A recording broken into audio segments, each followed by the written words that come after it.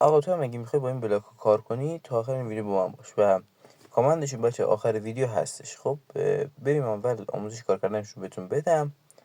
شما میید یه جایی رو مشخص میکنید، بعد یه رمز، یک عدد، یه حروفی میذارید و سیو رو میزنید و یه دوسی این بر نه این بر اینجا نه اینجا میذارید و هر جا میتونید بذارید و همون رمزی که زدی رو من با یک زدم میزنید و می اینجا لود میزنید و لود میزنید و این شکلی کپی میشه. و حالا ببینیم با بلاک بعدی، یعنی کامن بلاک.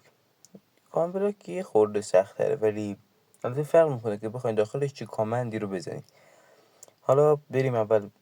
شما یه جا پیدا میکنید، کامندتون رو میکارید و این کدی که میبینین رو اینجا وارد میکنید. البته این واسه تلپورته.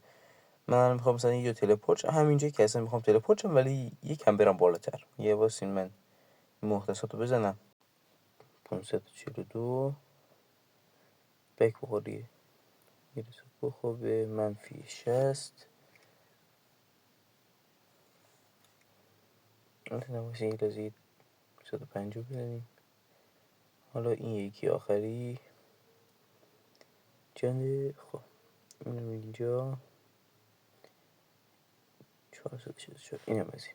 و فقط کافی به این داخل این چیزاتون و یه دونه لور بردارید، این شکلی بشینید و اینو بذارید.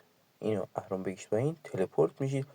البته میتونید آدرس همون لوکیشنشو تغییر بدین. خب و بریم حالا سراغ بلاک آخر، یعنی بریر. بریم.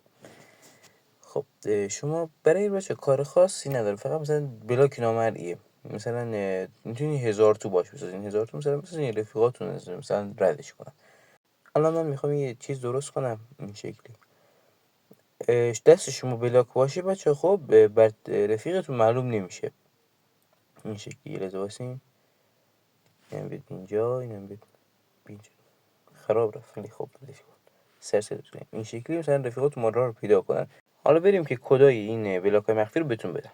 اولین بلاک بچه ها بریره. خب فقط کافی بیاین شما داخل قسمت چت و این کدی که اینجا میبینین رو کافی شما فقط واردش کنید. اسلش باشه، این اسلش حتما باید بزنید.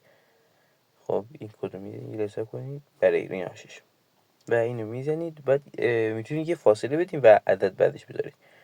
حالا بریم بلاک بعدی، یعنی کامن بلاک. خب شما برید دوباره باز داخل قسمت چت و این کدی که میبینین رو دوباره واردش کنید. خب یه لحظه حروف بزرگ و کوچیکش فکر کنم فرقی نمیکنه. یه لحظه کامند یه فاصله بلاک. خب اینم از این. حالا بریم بلاک آخر. شنیدم تا اینجا ویدیو نگاه کردی ولی هنوز ویدیو لایک نکردی، کانال من ساب نکردی. اگه ساب نکنی نمیرم. ممنون که ساب کردی. حالا بریم بلاک آخرم بهت نشون بدم. راستی اونایی که میخوان کار کردن کامل با این بلاک رو یاد بگیرن، حتما توی کامنت ها بدون کلمه افغانی کامنت کنید تا ویدیوش من براتون بسازم و کار کردن کامل با این بلاک رو بهتون آموزش بدم. حالا بریم اول کدش رو بهتون بگم. میایید دوباره باز تو قسمت چت و این کدی که اینجا میبینین رو واردش میکنید. یه لحظه صبر کنید.